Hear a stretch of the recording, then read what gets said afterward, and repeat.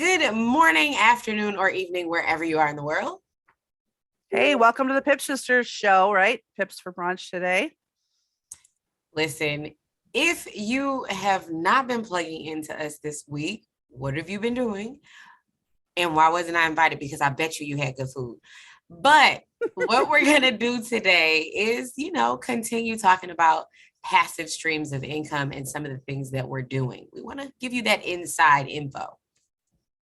Yeah, if you missed our Zoom last night and our push button money that we just pushed the button, just hit one of us up on Messenger. Or you can hit us up on the Pip Sisters Facebook page as well, and we will get you the recording to that. That is a passive income opportunity, but it's also extremely time sensitive. Yes. It is not available forever. It's a very short period of time. So you definitely want to hit us up. But you can also look on the Pip Sisters Facebook page and watch us push the button. There's a video. It's so exciting, right? Watching somebody push the shortest overview ever. It's like, okay, here's how you do it. Right. Done. All done. I don't know what else. Like, we were like, how do we stretch this out? Well, you don't, because that's how simple it is. And of course, we have all kinds of things that we do. We take that active income and we turn it and use it to purchase things, to invest in things that are going to earn us passively on the back end, right? Because you can only do so much when it comes to your active income, because it requires you to participate your hours, right? You have to put, we all have 24 hours a day. So, and we got families and we got to sleep and, Right. Now, I know because we always talk about like our active income turning into passive income. My active income turned into a passive investment. Mm-hmm. My passive investment grew, and then I put my passive investment into another passive income investment. And then I press the button, and then it's going to be more passive and it'll grow faster. Exactly. And, I did something similar with our treasure boxes, right? I took a small investment, let it grow. Not going to say how much, because we really can't and shouldn't really, right? And took some of that money and invested into our little treasure boxes, right? So that we could grow that, which is a little bit of active activity up front to set up, and then it's all pure passive on the back end. Exactly. Passive means that it's coming in whether you do anything or not, right? Right. Like the things that we do now with our passive income, a lot of it is just maintenance. Mm-hmm. Like our push button, we press the button once a day, we let it go, right? The little treasure boxes, we just make sure that they stay connected to the network. It's simple. So when people say that it's hard, investing is hard, it's difficult, not really. You just have to find the right type of investment vehicle. There are many investment vehicles out there. Some are high risk, some are low risk, some are in the middle, right? And once you find what suits you, then go ahead and go forward with that. Don't be afraid to diversify, though. That is always important. We don't ever want to put all of our eggs in one basket. Yeah, for sure. And I think there's like this misconception that people have about passive income, that they either think it's not something that would be available to them, or on the flip side, they think that it's something that requires no work at all. And it does require work on the front end. Like if you are investing in a cryptocurrency and stocks and it turns into passive income for you, it requires active research on your part at the beginning. So there's always an activity. There's no such thing as a free lunch, right? And even like what we're doing to push the button, it requires a financial investment. And it also required us to do some research to make sure that that's, what we wanted to do. But then once it made sense, it was like, just do it, right? Just do it, because who doesn't want to push a button every day and create income for their family? Well, maybe you don't, but I don't know anybody who would say, no, I don't want to do that, right? So what would stop somebody is not having the belief in the investment to put the money into the investment. So what do you have to do? You have to actively do the research. Yep. That's what it is. So there's like kind of that thing where, well, where do I start? Well, that's why we have mentors, right? That's why we plug in. That's why we network, with other people and we expand our circle. If your circle is a bunch of people and all they ever do is punch a clock, they've got no retirement fund available, or they're letting other people manage their money for them, then you need to just expand your circle of who you know and who you have contact with. I mean, it's pretty simple. I don't hang around with a lot of people anymore who are only just W-2 employees. I have a lot of friends who are W-2 employees, but they also are doing other things, right, to grow their wealth. Yep. If that makes sense. It's not a knock on anybody. Right. It's just the information that we get with other entrepreneurial spirited people is a lot different. The conversations are a lot different. They're already reaching out and looking for different things to grow their money. So that puts us in a position where, because we're connected with them, we get access to different information that we never would have run across, because maybe that wasn't where we were going or where we were thinking. So it gives us the ability to have a more diverse portfolio, a wider variety of things that we can learn to invest in, or do, or at least learn to do the research on, to find out whether or not we want to invest in them. And the funny thing is, a lot of the investments that we're in right now, they're investments that it's hard for us to see people leaving. But if you get in it and you leave, you still have profit, or at least make your initial investment back upon leaving. So it's a lower risk as a result. Like our treasure boxes. Yep. If you buy a treasure box and you're not interested in it, you can sell that treasure box to somebody else and get your money back. Right. The push button service. If you initially get involved and you don't want to do it, you can get rid of yours and you can get your money back. So like, just being in the circle, like the person who got us involved with the push button service, that is somebody that Christy knows. And because Christy knows them, I know them.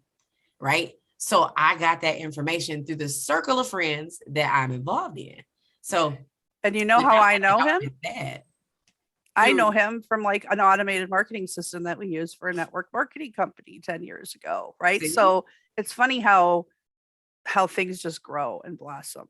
Right. Like you built out that network. Like those relationships are priceless. Right. I went from like mentoring and sponsoring him, and now he's mentoring and sponsoring me. Right. Because we have, and each other, really, because we have different things that we're experts at, you know? Right. So yeah, we have a connections are crazy. The community we have is amazing. And even outside our community, like what she just said, the connections that you have, and you just start growing and learning. And I don't really have a lot of time for the naysayers anymore. It's like, if you want to complain or tell me that's not going to work, okay, that's not going to work for you. Like, I don't have time for it. Right. Like and I think I have a lot of fun in what we do. So we are retired from our 9-to-5s, but we're not retired. Right. I'm like Christy, I don't think I'll ever not work, but a lot of what we do is not really, it doesn't feel like work. Like I have fun playing crypto games, earning crypto that I can go out and spend with a little Visa card. Yeah, I probably won't stop doing that. Right, you're not going to stop doing things that, you know, I think even a gentleman that passed away this year, Steve Smith, arguably the most successful network marketer of all time, made over $600 million in network marketing. Soft spoken, plain spoken, not the type that, you know, is all flashy or, you know, like the cult leader, anything like that with Steve. He just passed away this year. And I know for a fact that just a few weeks before he passed away, he was still giving advice and consulting in the network marketing industry. Why? Because if you're an entrepreneur, you just can't completely shut it off. You're interested in new things, you know?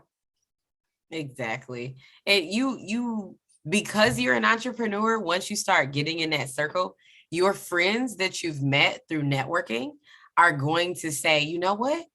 Christy would love that. Let me go ahead and shoot her email, right? Ooh, Christy would love that, right? So even when you slow down, the people from your network, the people who you associate with, the people who you've been growing with might run across something and they say, you know what, you'd be perfect for this. I'm reaching out to let you know. So even when you slow down, you're still going to have like things come across that you might go head over heels for, you know? And I love our community because we're not afraid to talk about money. People act like talking about money is a dirty word. Like, oh, all you want to do is get rich. It isn't about that. It's not about that. It's like, who wants to just get money for money's sake? Right. And so what? So I can stuff it under my mattress? No, it's about what you can do with the money. There's so many things. And also, what can you do to help other people? People who usually, they're talking about money are people who are also talking about money, but they're talking about how they can't pay their bills. Exactly. But they're focused on that. And then therefore, if you're talking about money, you're just some like greedy person and all you care about is money. Money is a thing. Money does matter. Money does make the world go around. You might not like it, but it does. You have to pay your bills at bare minimum. And I personally think, and this might sound like a judgment, but I somebody said this to me, not to me as a person, but they were just talking about, if all you care about is paying your bills, it's kind of selfish. Yep. It's kind of selfish because you can do so much for other people with money, and you can with your time as well. However, your time is limited, right? There is so much you can do if you have a passion for something and you have some money. Now you can donate to your charities and you can, help the neighbor down the street. I watch video after video. It's this daily thing for me because it's about how much can I give away and what can I do for community. So I'm always watching YouTube videos on people who are doing for others. And so if you are always having to work 2 jobs, as Christy says, 2 jobs is for 2 people. Yep. If you're working 2 jobs and you're still having a hard time making ends meet, you don't have time or money to help other people. Right. So I know that sometimes we don't like to talk about it. It's kind of weird because I know several network marketers who have done marketing campaigns that are revolved around charity. And those marketing campaigns have flopped because unfortunately, I don't know why, but people are still in like, what's in it for me? We don't care that you're donating. Right. Which is crazy, right? But think about what's your favorite thing that you would like to give back to, both either time or money? And that is another thing that can come into play with your goals if you're working 2 jobs. And it doesn't even have to, maybe you want to send your grandkids to college. Right. Right. I mean, it's something as simple as that. And what can you do for others? So money is not a dirty word, and becoming wealthy is not a dirty phrase. Exactly. When people say that money can't buy happiness, it can eliminate a lot of the things that tick me off. Mm-hmm. Food makes me happy. Being able to travel the world, to eat food from across the globe, I would say that makes me happy, right? So it can buy me the plane ticket to get me to the food that would make me happy. Right. So it's like not having to worry about paying your bills would at least make you less stressed, which would in turn somehow make you a little happy. Not having to worry about, especially for those of you who have kids, especially kids in high school or college, not having to worry about the prom season that's coming. Yeah. Or having to worry about tuition and books and room and board and the meal plans and the organizations and things like that they want to join and be a part of, the sporting events, letting your kids explore the world and enjoy the time that they have before they have to start adulting, right? Being able to be their venture capitalist would kind of make you happy if that's something that you don't have to worry about, right? My son is in high school. He's in his first year of high school. There's going to be a lot of little homecomings and basketball games and football games and spirit weeks where they want to purchase t-shirts. There's going to be a lot that goes on. I want to get him a Letterman jacket for his senior year. I want to make sure he has a car his senior year, right? So just having money definitely makes me a little happy now, like knowing that these are things that I don't have to stress about, you know? So like Jimmy Dick, who we call Jimmy D, who we used to be in a company with, he used to talk about like, hey, we hear that, right? Though money doesn't buy happiness. He's like, oh, maybe it doesn't. Okay. But it definitely like buys a higher quality of misery. Like you are not miserable about because you can't pay your bills, right? You know, you've got a whole higher level of issues that are going on when you're a high income earner that most people would roll their eyes at if you were complaining about. exactly. You know, so no, I mean, sure, you still have relationships and you have to have good, you know, time with your children or your grandchildren and do all these different things. But you know, the number one reason people divorce is actually financial disagreements and arguments, and it's from lack of money, not because they had too much of it and were complaining about how to spend it.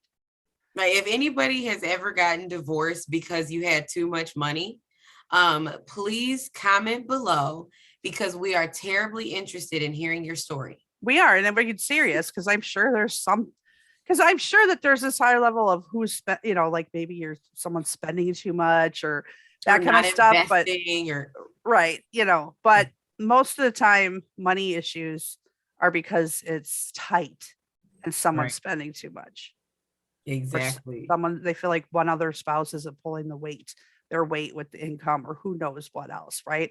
So yeah, he's right. It's like, you know, but it sure buys a higher quality of misery. So that's fine, whatever, right? Yep. But when you don't have to think about, let's say, you know, your grandmother lives in California and you live in Michigan and she has had a heart attack, just to be able to that's fine. How much is the plane ticket last minute? $2,000. Just swipe my card. I got to get there. Right. And not having to call off work and request the time off work or just it eliminates a lot of the stresses that you don't think about until an instance comes up where you need to be stress-free, where you need to have that extra capital. Right. Like it's funny how some of the things that people have given people such a negative connotation about money, if they had money, they wouldn't have such a negative perspective about it. Like, yeah, and I encourage you to read The Millionaire Next Door because they did a study on what a millionaire actually looks like in the United States, and it's not who you think. We tend to just see the celebrity millionaire. Yep. That's not the typical millionaire. The typical millionaire is not buying the fancy cars. They do not live in the mansions.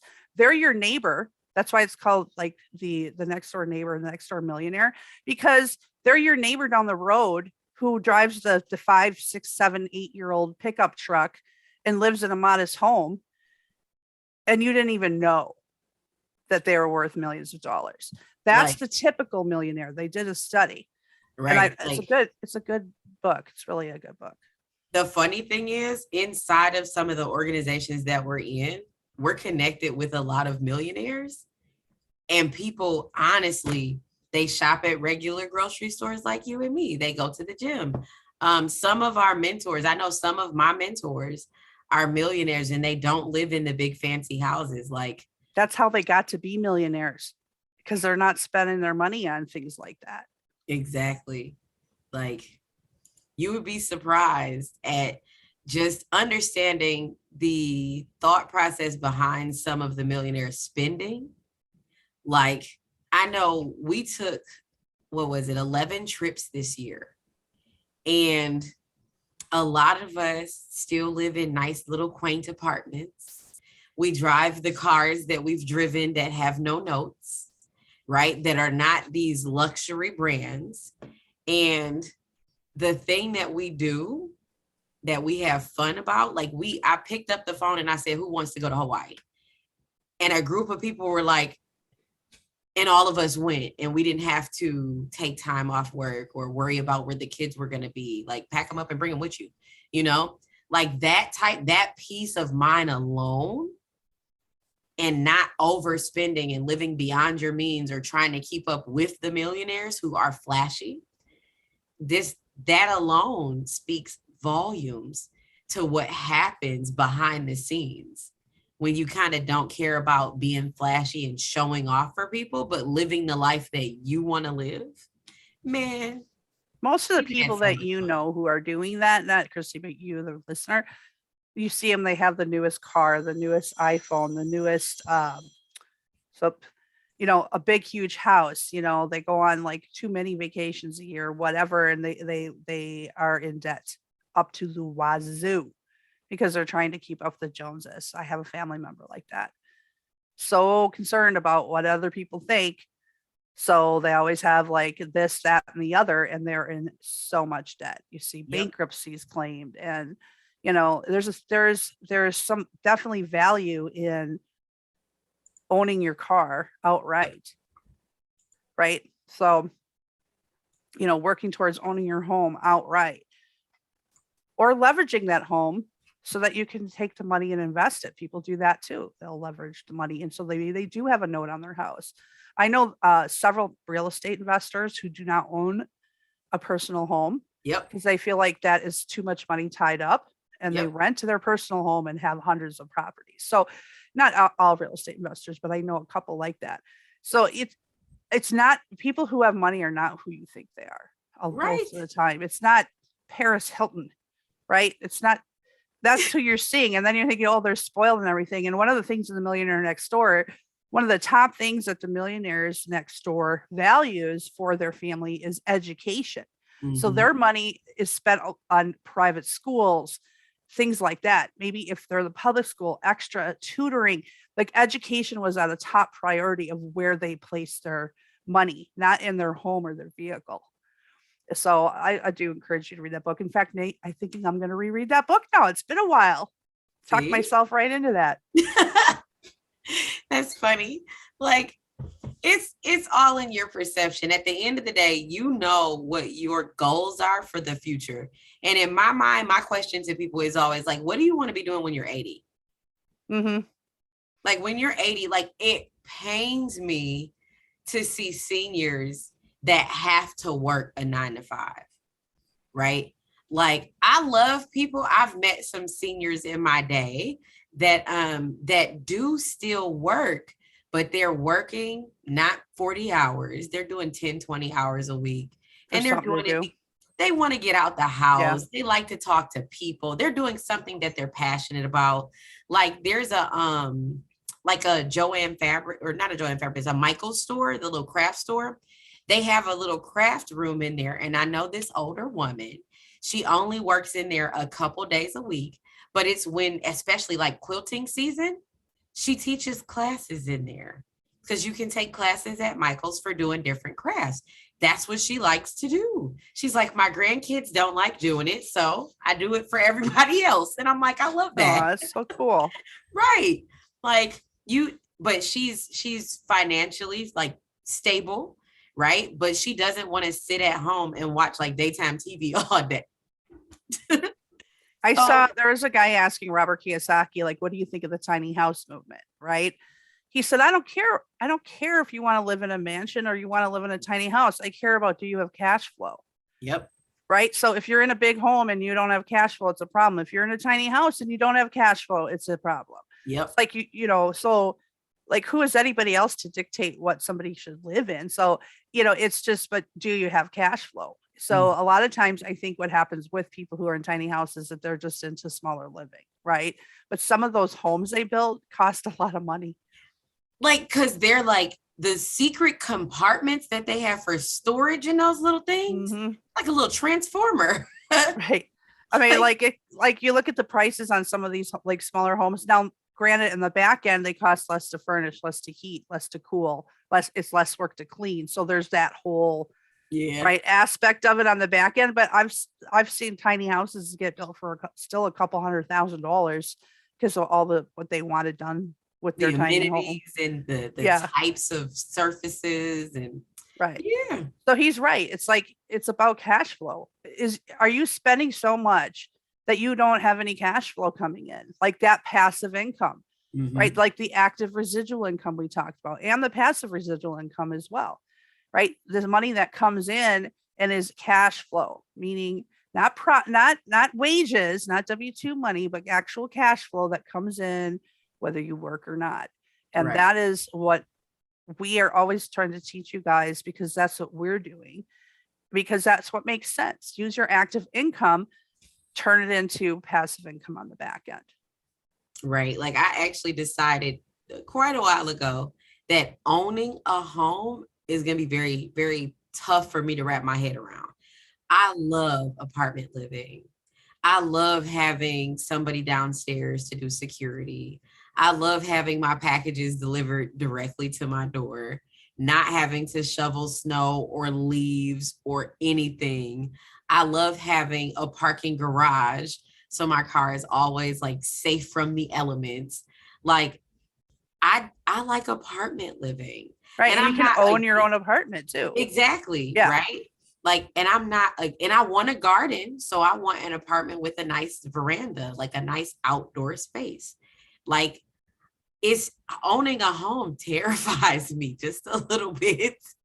The other thing about even owning in general, whether it's an apartment or a house or a condo or whatever, for me, what terrifies me is I am like very nomadic. I've lived on like 73 properties in my 48 years. Oh, I know. wow. Yep. I do not like to stay in one place. So it's like, I feel like you get tied down. So having money allows me to have a property, whatever it is that I own, but not feel like I'm trapped. Right. Right. Yep. So because I get bored. I just get bored. That's how like it is. I love Michigan, right? I don't love cold weather. Mm-hmm. So in my mind, I would like to have a nice skyrise apartment in downtown Detroit. We have a nice sized team in Texas. I would like to have a piece of property there. And I would like to have a piece of property in Florida. Like, and it's not like homes. Give me a nice little quaint apartment, like a nice size so I can be comfortable and not have to hear my son playing video games yelling from across the room, right? But something nice that I can go visit when I want to. Like I have family in all of these places, large little groups of family, whether it be team or my actual relatives. So I have different times a year where I would like to be close to them, but I need to have the money to have the properties that I want to go to where I want to and not have to worry about like whose hotel am I spending this 2 weeks in, right? There's something about it's your own space. Though. Yeah. It's your bed you picked out. You know what you're looking forward to. Yep. It's like it's your dirt in the house, not somebody else's, right? So I'm with you. And then I know chefs. I know, shout out to Ashish. I love you. Okay. The food porn on Instagram is phenomenal. I want to go. He's out of California. I want to go visit him and then have him visit me but cook. Like it'll be like one Thanksgiving where I don't touch the kitchen. Right. It'll be like, listen, it's a treat for us all, you know. Funny. And you need money for stuff like that. Like to even explore some of the things that you thought you wanted to do. You might want to try something once or twice. My best friend went skydiving and he's done it a few times now. And I'm like, well, let me start off with the wind tunnels and then take lessons. And I want to fly hot air balloons. But it takes a little bit of capital to do these things. So just to try them to see if I like them, you know, like my son tried drums because he reads music. He tried it. He's like, but I'm not mad that I spent the money for him to take lessons for a summer, you know. I wanted him to see if he really liked it. He likes music. He wanted to know, you know, and I'm not mad at him not or finding out that he doesn't like it. So sometimes it's just about having the money to try stuff. Yeah, for sure. And, you know, that's a lot of things too. Like if you're not rich yet, you can do rental stuff. Like I did dual residency between Wisconsin and North Carolina for a while. And I rented a apartment with some girlfriends in Wisconsin, right? Which they're happy because I'm paying part of the rent and I'm not there most of the time, right? Because I was in North Carolina, and then I had my house in North Carolina, but I could go back and forth. Mm-hmm. And I knew I had my room that I was renting with two girlfriends, you know, during whatever months. And because I also don't like the cold. So I was not coming up to Wisconsin much during the winter. Right. I mean, I'm here now, but it is. But that's the thing too. Like, if you love the summertime, but you don't like being in Arizona in August when it's like 120 degrees outside, maybe you want to go to a different part of the country when it's a little less hot, right? Maybe you do like to ski, but you don't like to live in the snow. So maybe you want to take a piece of property that you have where you go and you take very long weekend or week-long trips, right? To do the things that you love, but it takes a little bit of capital. So we are definitely big on taking your active income and turning it into passive income so that you can live your life in like all the passions that you have and figure out what you thought what you were passionate about that you might not be, right? But you have the money to just figure stuff out. And that's nice. Yeah. It's not about money for money's sake. It's about living your life in the way you want to live it. Exactly. Living your life in your own way, right? I mean, that's for me, the biggest thing for me is just, I don't want to punch a clock and work on anyone else's schedule. Like, that's just me. Yep. So, like that's total freedom for me. And for you, it might be something else, right? But it's not about like money for money's sake. Right. It's it's a tool and it can be used for a lot of positive things. It's just people attach too much emotion, I think, to money, like making it's bad, it's evil, it's this, it's that. And they're happy when they have more of it. It's just a tool. Right. It's just a method of exchange. Right. So, but that we digress. Like we covered so much today, just talking, but I like it when we just talk. Right. It's fun. It's fun. That's you guys' homework. Your homework is, if you don't know what it is that you want, write down a few things and then start to do the research to find out how much money you need to do them. And once you find out how much money it is, find out what you can do with your active income to grow it inside of something a little bit more passive so that you can start to do those things. Because it's just that simple. You just need to know what it is that you want. Mm-hmm. And again, if you missed last night's Zoom and you need the recording, just hit one of us up or hit up the Facebook page and we'll get you that Zoom recording from last night for the push button money. Exactly. But that is going to wrap us up today, you guys. I hope you are having an awesome and productive morning, afternoon, or evening, wherever you are in the world. We will see you later. Bye, everybody.